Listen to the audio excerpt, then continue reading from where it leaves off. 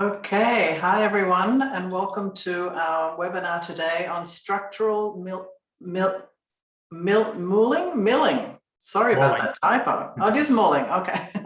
For fenestration, which will get AIA members 1 learning unit and 1 HSW, presented by Sierra Pacific Windows. And a big thank you to the Architectural Foundation of Santa Barbara for being our monthly sponsor this month. So our presenter today is Dennis Young. Dennis has worked as an architectural consultant with Sierra Pacific Windows and Doors for 16 years, covering a large portion of Southern California, working primarily with architects, designers, and engineers. If you have a question during the presentation, please write it in the chat box and Dennis will answer it towards the end. Okay, over to you, Dennis. Thank you, Tara. I share my screen here. Can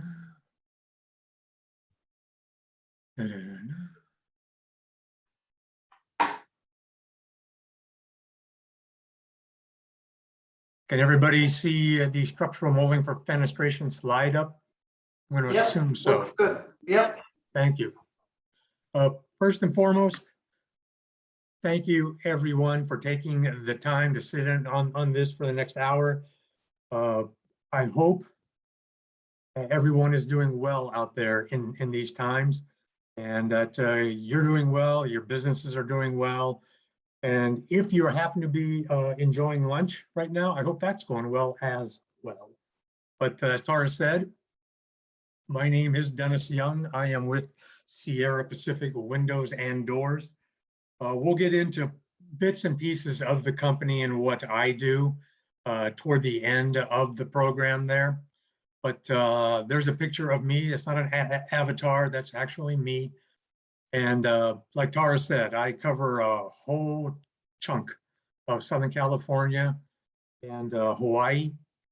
So most, like the times we live in, most of my meetings are in this fashion, virtual.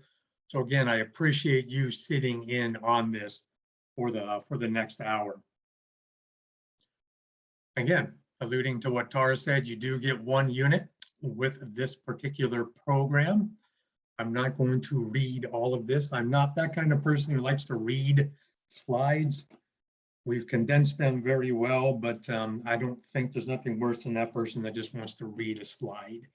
But it does give you an idea of what it covers. Through this particular course, we're going to cover fenestration ratings, fenestration testing, mold types, and how to determine what mold type is required, shop drawings, and concluding with case studies of window molds. What we will not do is go very deep into how we calculate mold types. That gets into each specific project and is an entire program unto itself. So again, a good overview of the different types of mold types and shop drawings. The objectives are learning about product performance and how they are rated, understanding design criteria and how engineering comes into play with fenestration. Again, a review of the different mold types and to compare the differing levels of shop drawings. Some real pretty pictures to get us going. I insert a few pictures here and there.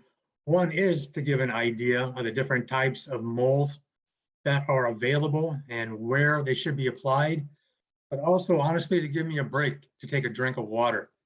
There's a lot of chatting through these, and I want to make sure that I get through it with a not a dry mouth. So fenestration ratings. This slide best illustrates the differing performance classes designation for windows. In my time here, again, back to Tara, which she said, I've been with the Sierra Pacific in this role for over 16 years, and even this particular grouping has changed. Some of you that have been around for a while, there were quite a few more classes.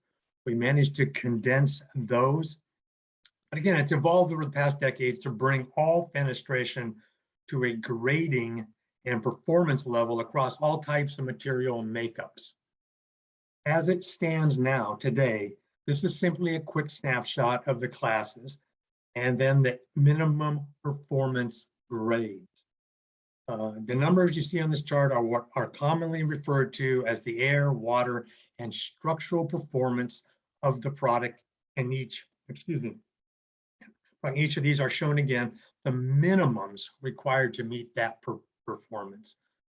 Column 1, the performance class, this is intended to act as simply a general guide in helping to determine which class is best suited for a particular application. Again, many of you know this. I'm preaching to choirs, I'm assuming right now. One is I don't like to preach, but bear with me. But again, R, residential, commonly used in 1 and 2 family dwellings. LC, or light commercial, commonly used low to mid-rise multifamily dwellings. I say commonly, it doesn't mean it only can apply to those, but this is what we see in our industry, the application for these. CW, commercial window, commonly used in low to mid-rise buildings where larger sizes, higher load requirements, and heavy use are expected. And lastly, AW, or architectural window, commonly used in mid to high rise to meet extreme loading requirements. Again, the performance class designation there. Column 2, and again, like I said, I don't like to read slides, but there are a few where I have to go down and do that just because of the data. The second column, the performance grade, this is a North American testing standard. It indicates that the product was tested at the applicable design pressure for all performance requirements designated by the North American Fenestration Standard, or the NAFS. Column 3, this column is design pressure. This is an international rating with a metric number on the left and the North American rating on the right. Design pressure is the amount of pressure exerted on the unit. Pretty simple, but that's what the designation is. It represents the maximum positive and negative wind load that a window or door can experience without breaking. And you'll get a nice little video here in a second that better illustrates, but it's critical that not only the pressure exerted from the outside, but from the inside is tested as well. The fourth column is the structural test pressure. This is also an international rating. It's when a mechanical load is placed on the unit. And lastly, column 5 is the water resistance test pressure, also an international rating. This is where when water is sprayed on the unit to test penetration, X amount of water at a given pressure over a given period of time. Now, that was a lot of chat, but a lot of important data, and this is critical for us as a manufacturer and our industry as well. Like I said, here's a nice little video that gives you an idea of the different types of tests. Now, normally, but in running through this with Tara, there is some very nice background atmospheric music, but for whatever reason, it's not transferring through. So I might chat a little bit as we go through it, but it pretty much speaks for itself to give you an idea here.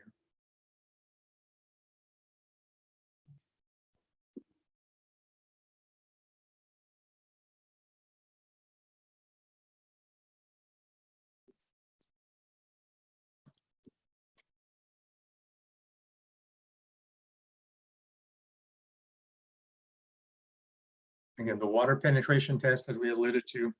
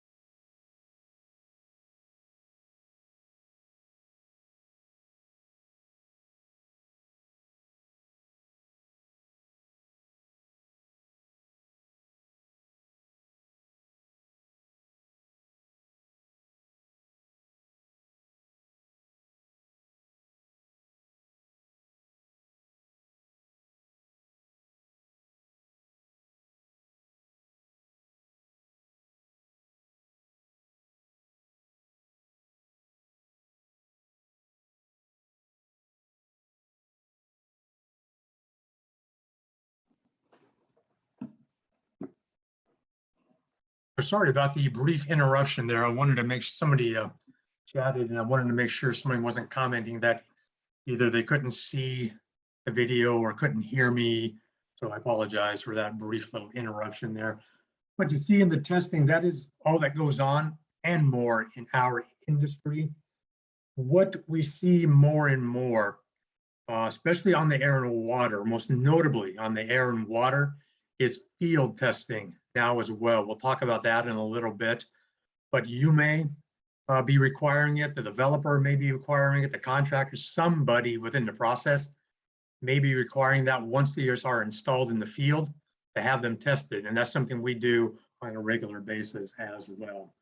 So once the units are put through their testing, a sticker must be applied detailing the certified performance.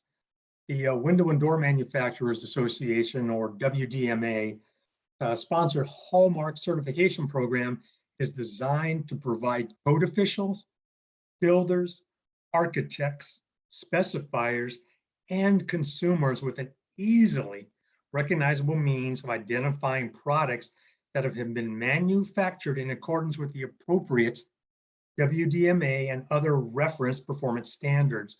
And again, you'll see those a little bit later as well. The WDMA hallmark, it's considered a mark of excellence among architects, contractors, and other specifiers, and is accepted industry-wide. Components and cladding. So when do you need additional structure? In our industry, and for us as a manufacturer, the general rule is when this assembly creates a 3- or 4-way intersection, or it exceeds 6 feet in any one direction. On the structural plans, when we look at plans, we go immediately to the structural portion to find the design criteria, any kind of loads that are being placed or being asked the units to meet. We're looking for the wind speed, so we can convert that into a design load. So with that, we can figure out, okay, what rating does this need to get? Like we said earlier, is this a residential? Is this commercial? Is this architectural? Where does it fall? Is it a 15, a 35, on and on and on? In this particular example here, and it's probably tough to see, but this one that we grabbed, it's showing a wind speed of 115 miles an hour for this particular one. And when we look at buildings and we're talking to you, or we're talking to the builder, we're talking to whomever is putting this together, we understand that we can't just broad brush where units go. When we look at buildings, when you look at buildings, the wind load is different on different portions of the building. You see in this example here, and almost every example, a great deal of the wind load is placed at the corners. So we can't take the units in zone 4 necessarily and apply them to zone 5. Now we're always considering costs in these. So we can put through zone 4 those units that meet that load, but out here we're going to chat. We're going to have a talk about what do we need to do in these sections here. Because taking these and running them all the way across, well, is that additional cost necessary to put zone 5 compliant units into zone 4? So just gives an idea, overview, that different types of units can be placed in different portions of the building to meet the load. Now, I said in the beginning, and I promised, because my UC math skills aren't the best, but there are certain calculations in our industry that are important, and this is one of them. Thankfully, it's not Einsteinian in its complexity. It just allows us to take that mile per hour that we found on the plans, square it, take that product and divide by that number right there. And that gives us the design pressure rating we need to meet. So that's why it's important that we go immediately to that structural component of the plans. And it's not only miles per hour, but there's also exposure that we're looking at, A, B, C. What exposure rating are we looking at? Because that will factor in as well. But just give you an idea, this is what we're going to look at to let us know what type of unit and what type of mole is necessary. Again, I talked about earlier how large, what kind of a makeup. This happens to be 3/2 in this, excuse me, 3/2 in this fashion here.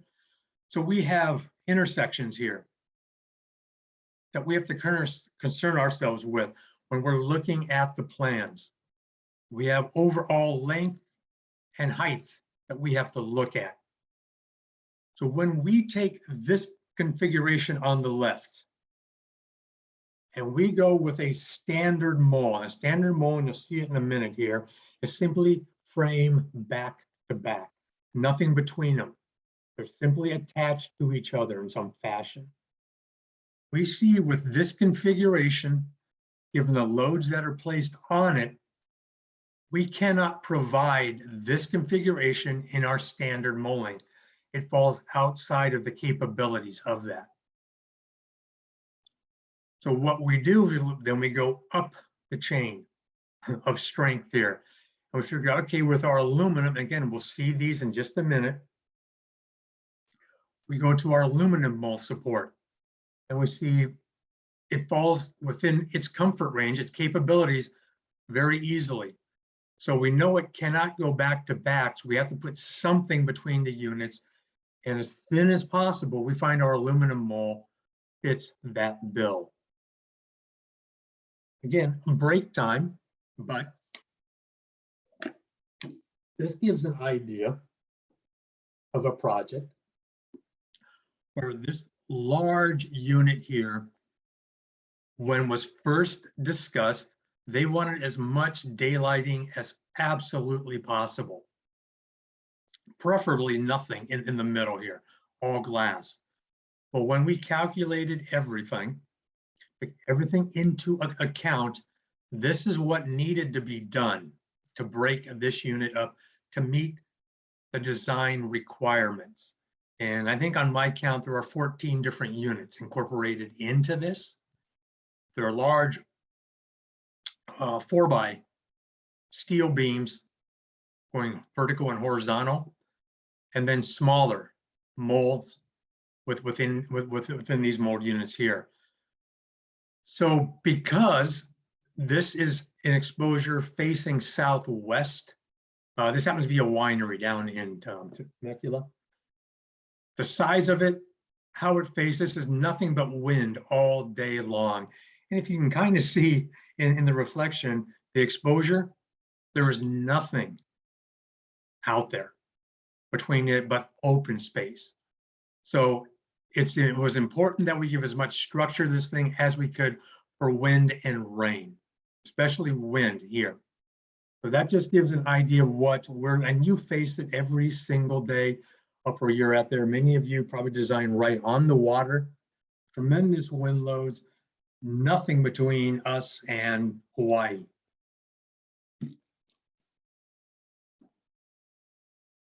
The doors themselves are a whole different issue. We can talk about that if you wish towards the end. So we talked about mold types, and this just happens to be Sierra Pacific ones that you can take a look at, but everybody's very similar on what they offer. The next 4 slides here are intended to show how the differing products have different overall looks. And this is because in these limited illustrations, while the same structural molding, same.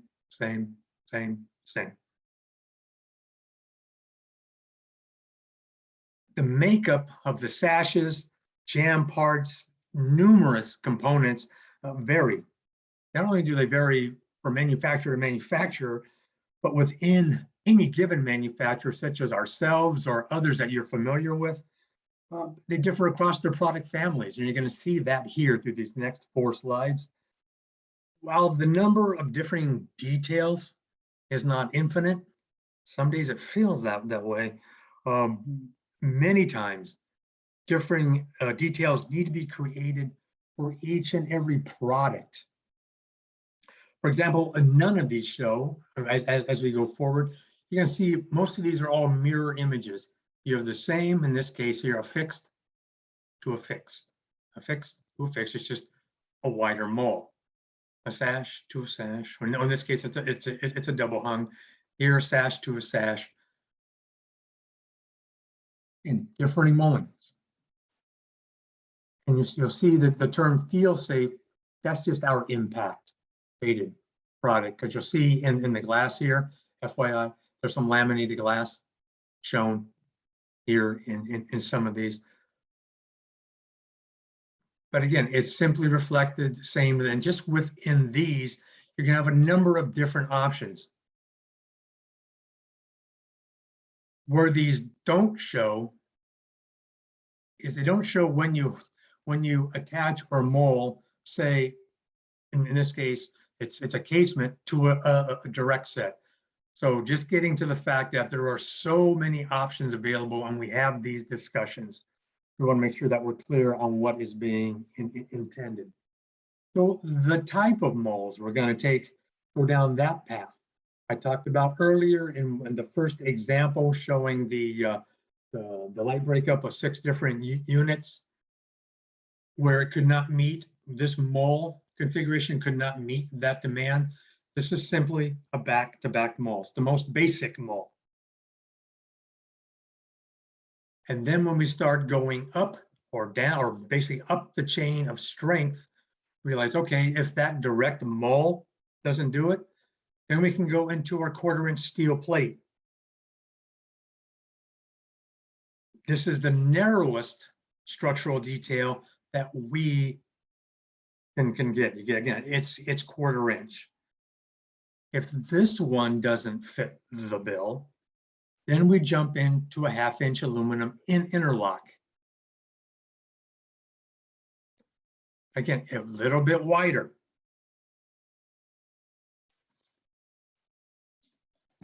1/2 inch interlock, the same system, but now some manufacturers do, some don't.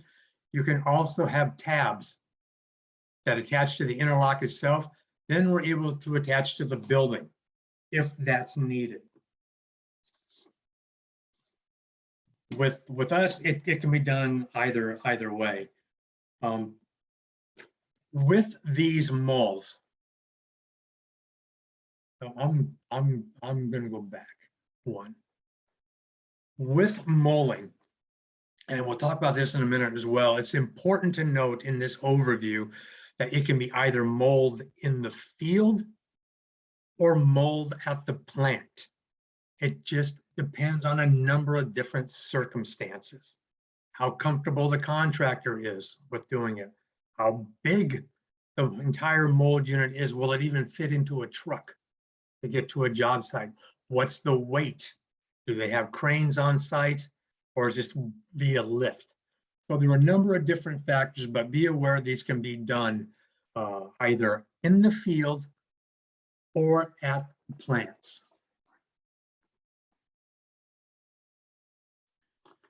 Now, one little sidebar here that we have to be aware of when we're talking to you, and we'll bring this up because you're up there in Santa Barbara, and you're right, basically the ocean influence is 24/7.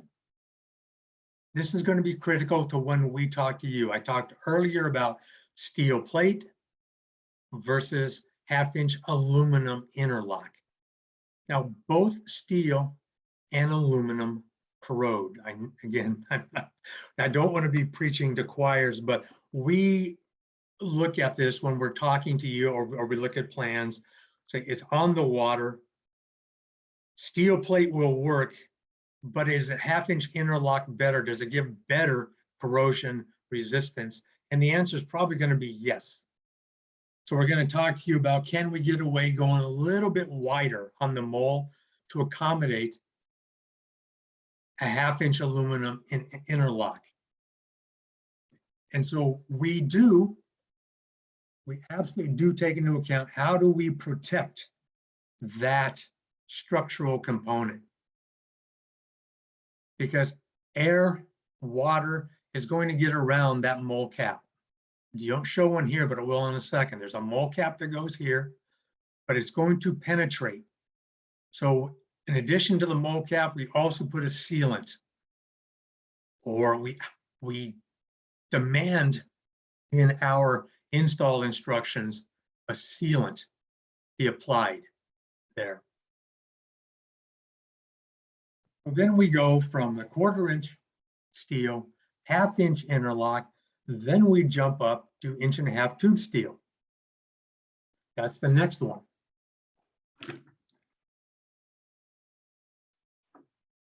Then we jump from there to, again, the tabs, which also can be applied. Sometimes your project here, you see where the units were molded together for the structure here.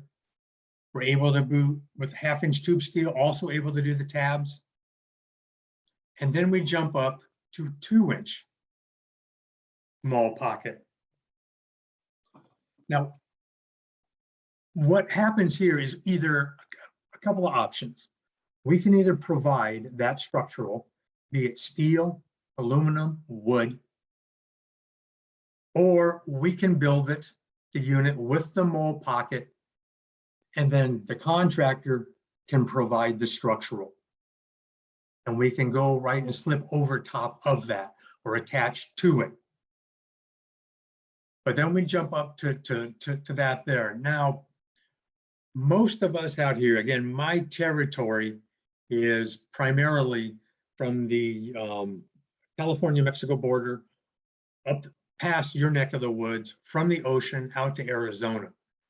So I don't get too involved with impact products. But these next few slides are just to give an idea. It is something that we do because we are a national and international supplier. So we do have to deal. And again, all they're showing in these, the basic difference is that you have laminated glass. But basically the same type of makeup for impact product as well, jumping all the way up to 4-inch. And this is something here I want to bring to your attention, and that's the mold cap. I'm going to talk about it in a second. This is very, very important for us and for you, not only for the protection, to try to keep unwanted ambient conditions out of this pocket, but also for structure. So with the mold cap, which what you see here, and this is stolen off our website, you see in, I'm gonna go back. You see this is a solid piece. It's about 6 inches worth, 6 3/16. 6 inches worth of a solid mold, and beautiful. Very sleek, very nice, very contemporary, a very storefront look if that's what somebody's shooting for. You see here, even a narrower mold, 3 pieces.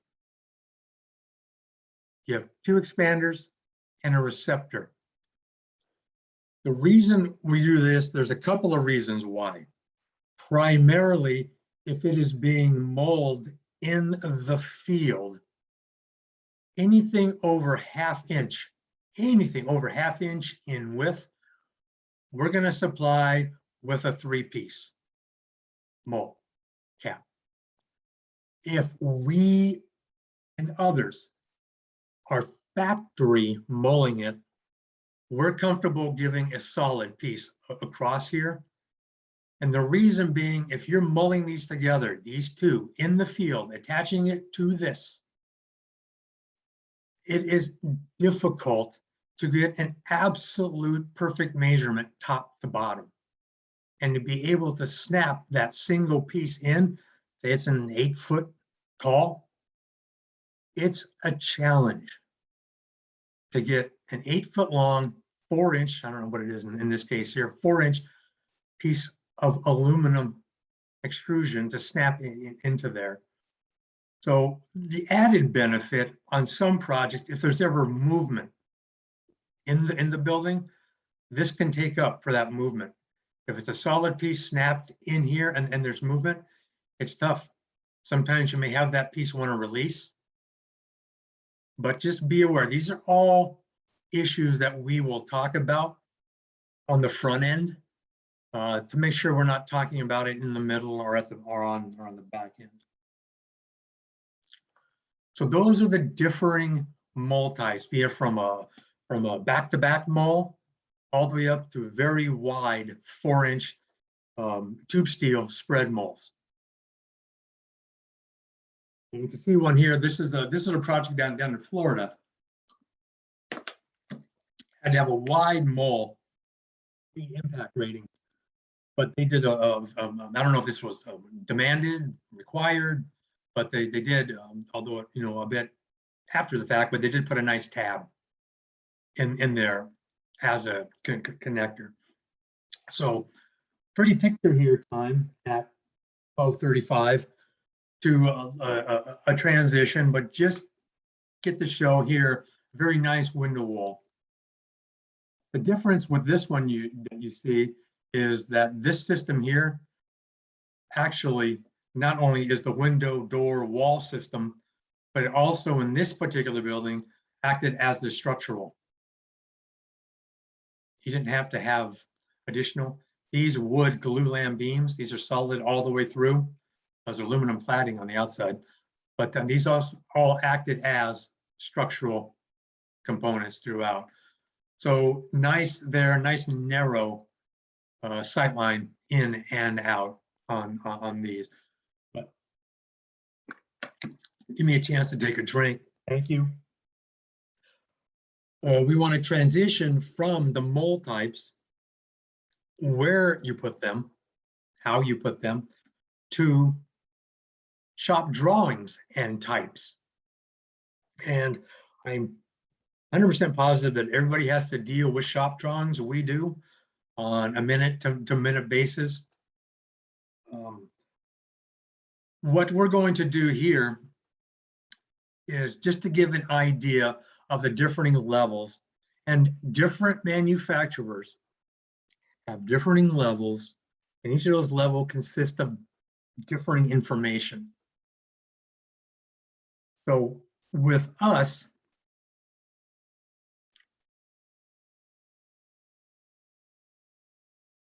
for shop drawings, we have levels 1, 2, and 3. Others or most are very similar to that. But level 1 from us, it includes product elevation drawings with frame sizes, rough openings, product callouts, handings, simulated divided light sizes and profiles, daylight opening dimensions, product quantities, symbols, location, and glazing types. That is all included in level 1.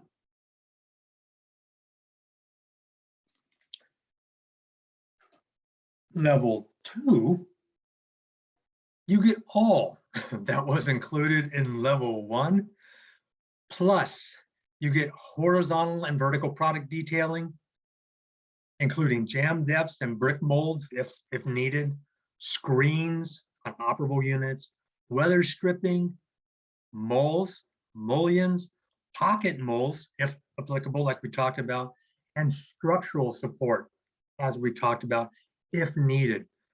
So you get all of that in level 2.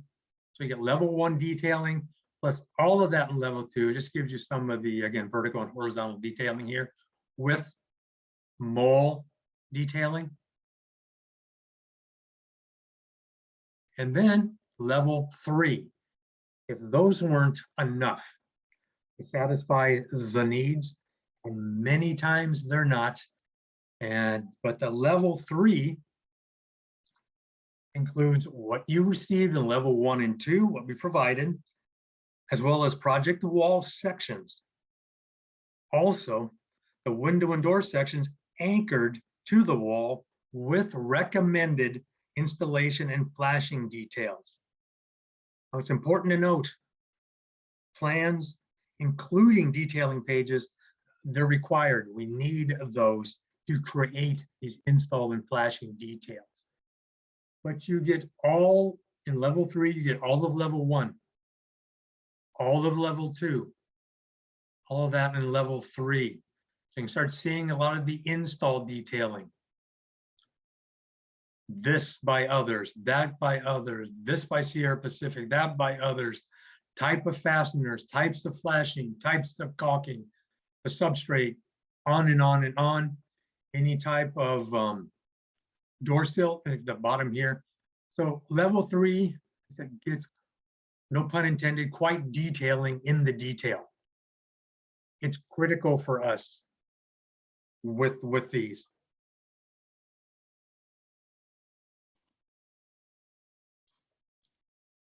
So on this particular section here, and let me stop. In fact, let me go back one, because this, we want to make sure that everyone has an idea or an understanding that with detailing, with these levels of detailing, these come with a cost. There's nothing worse than telling people, yes, we do that. And then halfway through the process, they say, okay, I need these detailings. And then you find out, oh, or you're told, oh, by the way, that's an additional cost. I wish I'd have known that up front so I could have factored that in. Level 1 detailing from us, and folks, I can only speak to Sierra Pacific. Level 1 comes at a cost of $350. Level 2 is $550. Level 3 detailing, $750.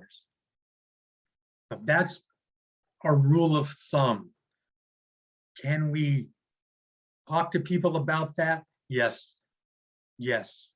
We will bring that up again on the front end, so we don't have any disappointment, any surprises, any frustration. Everybody knows what was included in that detail. So again, there's the first half of the program deals with the different mold types and the different types level of detailing. And it's critical for a manufacturer such as us to speak with you and others as well, because there's a lot that goes into this. We don't need too many examples like, you know, buildings falling down to realize we have to protect these structural components. It's critical you understand the level of detailing from us, what's required from us, and what we need to know from you. So Tara, at this point, I can stop it because the next section is a series of projects showing what the projects are and the level of detailing that went into them. So I can certainly stop at this point for any questions anybody has up to this point. Thanks, Dennis. Yeah, I see in the chat room there are 4 questions. Do you want me to read them out, or can you see them? I can go right in there. So let me go to the tab. Oopsie.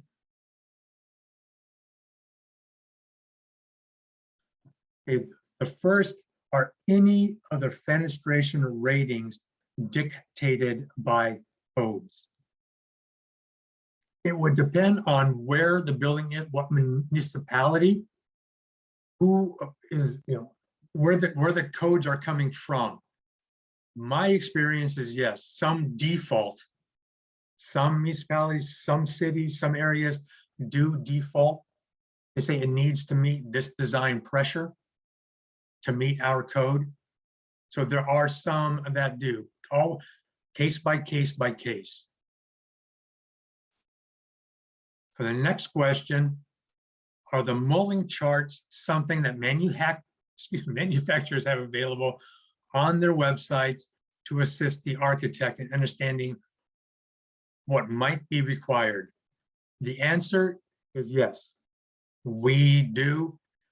However, we protect them.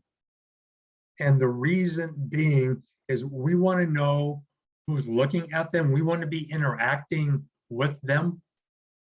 Because if someone misinterprets that information and they come away with something that was not intended, and then we run into issues. So are they available? Can we send them to you and have a discussion? The answer is yes. But we want to be involved in that conversation because we obviously we're on the hook. But it's critical that we know what you're looking at and you have a full understanding and a comprehension. Have you been involved in a deferred approval process with DSA? I have not. We have. I deal with a lot of folks who do public schools, a lot of manufacturers. We are used on public schools. I have not been personally, but our company has. So if you need any examples of that, please let me know.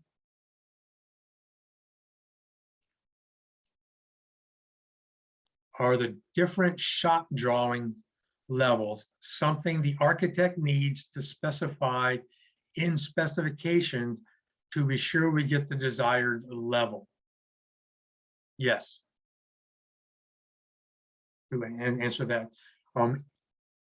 Prelim, but for final plans, we would absolutely need, it's important that that whatever level of drawings that need to be included are put in the specifications.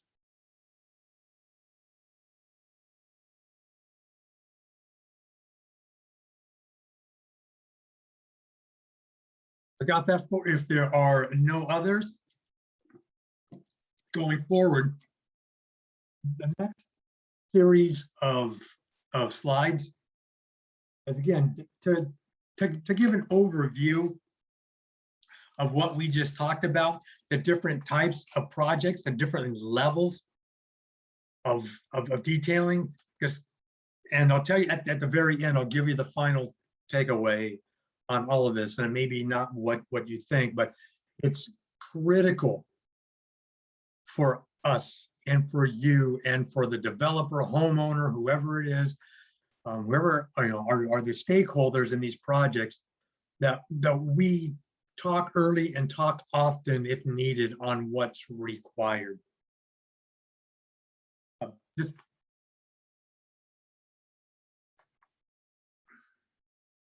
This project here happens to be a commercial project in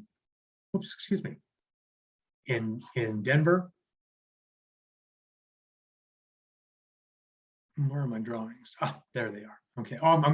And this, a residential project over in Utah, near Park City. That's the same project.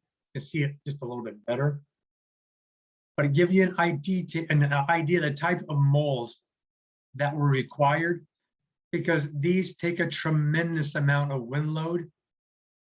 And what we don't experience here, again, my territory is Southern California and Hawaii. Darn it. I'm never, ever going to complain. But what we have to take into account when we're talking to people is areas such as this here, where these folks, and I do deal with some mountain communities, but we have to deal with folks. It's not just wind load, is that we're going to get snow load. There's going to be banks of snow that want to pile up against these units. So we have to take that into account as well. When we're talking to people, we're talking about the molds. I'm going to keep an eye on my time here. Vertical, horizontal. Here's one that I've run into on many occasions where people want to put large. This is the view you saw in the previous picture. It's tremendous views. We want to keep these sight lines to a minimum.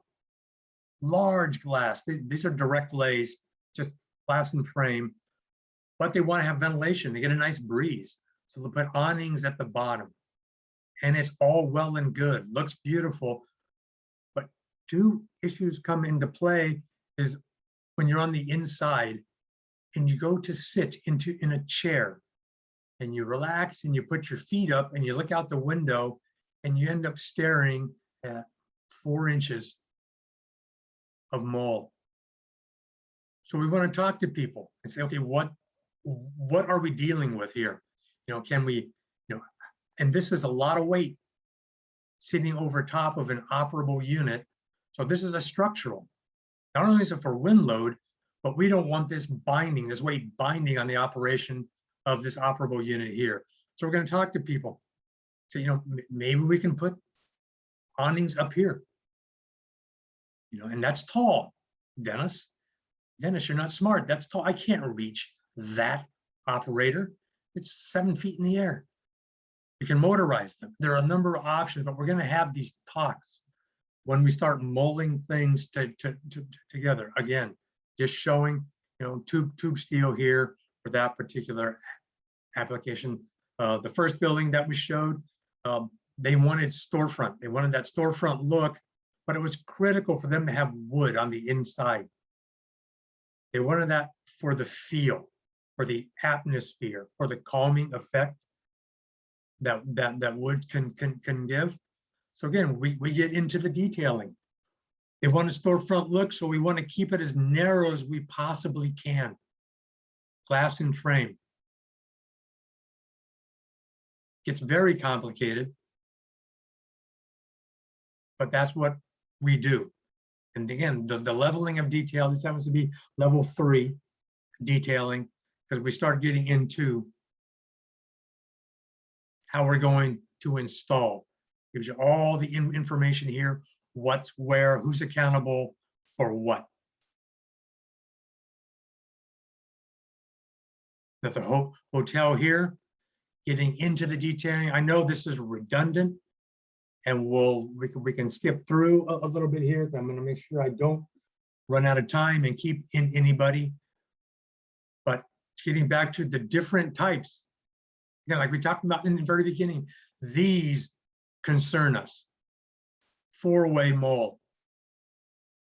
And if I have time, I'll talk about why we don't like to do true divided light, especially indoors. Not indoors, ondoors. Again, more detailing. This is over in Colorado, in tremendous amount of wind load, a lot of weather that we have to worry about here. Level of detailing, fixed next to a casement. Direct over direct, on and on and on. Beautiful project here, and an existing home, but they added on to it. And it'll be a picture of the back, maybe not. But this is what I talked about in the very beginning here, where they're all just mirror images. You had a mole, you always had a casement to a casement, a fixed to a fixed. Well, here's casement to a fixed to a corner unit. How do we mold? How do we attach these two together? How do we mold these two together? An important mold as well, a little off, molding doors. And see if we have one here. I have a swing door. No, this is happens to be back of the project here. Here, perfect. A swing door attached to a side light. This mold here is critical. These molds are critical because that's what the panel attaches to. We have to make sure we have a thick enough mold to drive screws into. So this is all, we'll talk about all this again on the front end. just more examples of what we're looking for. This is that Florida project we talked about. These had to be wide simply to meet the impact ratings for this unit. And it gives you, again, an idea of, with regards to drawings, what was required of that. Here, give you an example. That's the division. That's the mold between those units. There it is from the inside. Again, from the outside. Again, it's redundancy, but for a reason, and that is to convey people the importance of the type of mold, how they're attached, not only to each other, to the mold, but to the building. They give us the strength that you're need.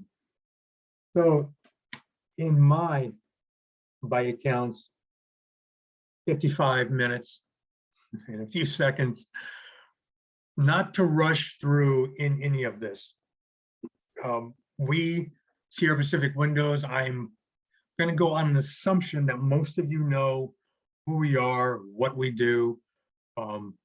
My territory covers your area now, but again, I'm located down toward the southern end of the state, but we have an entire team of commercial and residential territory managers in your area that I can get a hold of if I'm not available directly, to get information to you, to sit down and talk with you, if face-to-face, if that's something you want, but certainly like we're doing today, virtually, by phone, text, smoke signal, whatever works best for you. We take the manufacturing, installation of windows and doors seriously. We, again, if you know who we are, we take great pride in what we manufacture and what we support and what we warranty. But I cannot thank Tara, I cannot thank all of you enough in these times for taking the few minutes, 1 hour, and sitting down. I told you one thing, that the takeaway that I promised would be, or two, but the most important is, whether it's Sierra Pacific Windows or others, get in contact with them early in the process. I've been doing this a while, and far too many meetings where, and it's not on anybody. No one's to blame. It's just, I wish I'd have known earlier on that I had to do this. We're not perfect, but if it's possible, get a hold of us early on in the process and we can talk about what you're doing and make sure that you have everything you need. Again, Tara, thank you very, very much. Thank you, Dennis, for a great presentation. And before we wrap up, I just wanted to mention that we have architects tours coming up. It's virtual this year, October 2nd. And we sent out the email this week, yesterday. A reminder went out. There's projects on the tour that would normally not be accessible if it was in person. So it's very exciting. If you could forward that email to people on your list, we would appreciate it to get the word out. Okay, thank you everyone, and Dennis again, and have a great day. Thank you, Tara. Take care. Take care, everyone.